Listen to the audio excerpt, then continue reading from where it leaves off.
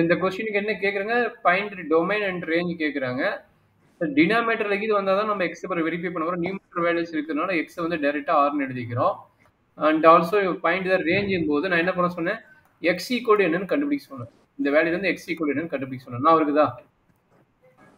Sir y equal to என்ன கொடுத்துக்கிறாங்க, -2 x minus 60 whole square plus 4. என்னாச்சு? plus 4 வந்து இங்க மூவ் ஆயிரும். கரெக்ட்டுங்களா?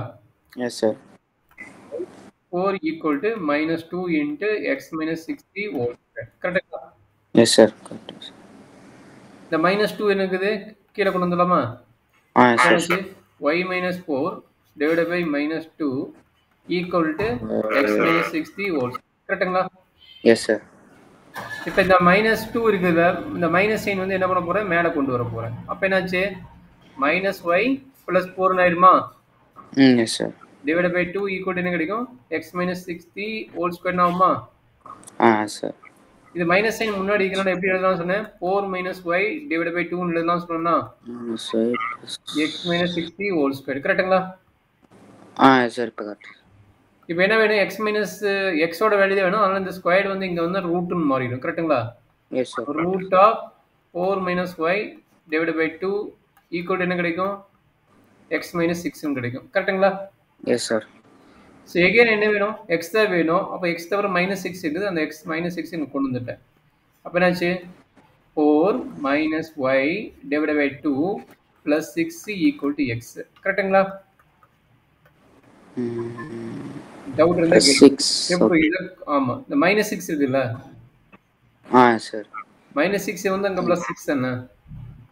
சார் +6. இது வரைக்கும் என்னாச்சு டவுட் இருக்குதாங்கன்னு? இல்லைங்க சார்.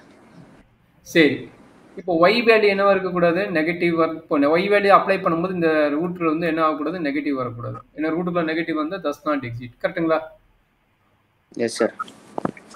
yக்கு எந்த வேல்யூ போட வேணும், செக் பண்ணி சொல்லுங்க. yக்கு எந்த வேல்யூ போட்டா நல்லா இருக்கும்? y வந்து 4 போட்டா 0 ஆகும். கரெக்டா?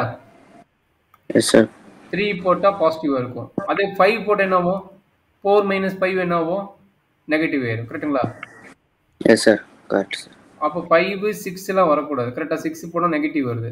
அப்ப நம்மளுக்கு 4ல இருந்து எங்க போகணும், 4ல இருந்து கரெக்டா 4ல இருந்து எந்த வேல்யூ போட்டாமே நம்மளுக்கு என்ன ஆகும், is values is positive only ரூட்ல. கரெக்ட்டுங்களா?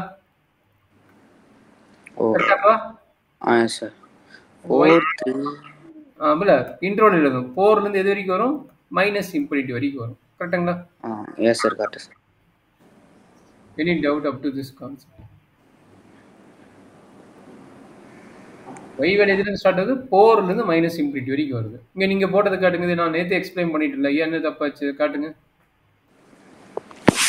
சார் எங்க போட்டுக்கிற, எது வரைக்கும் போடுறது, நேத்து உனக்கு எக்ஸ்பிளைன் பண்ணிட்டேன். எங்க போட்டுக்கிற,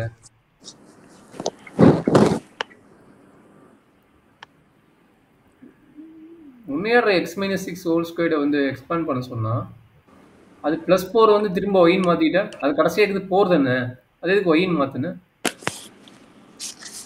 x - 60 ஹோல் ஸ்கொயர்டு ப்ளஸ் என்ன இருக்குது, 4 தான் இருக்குது. அதை ஒயின்னு வச்சுக்கிறேன்.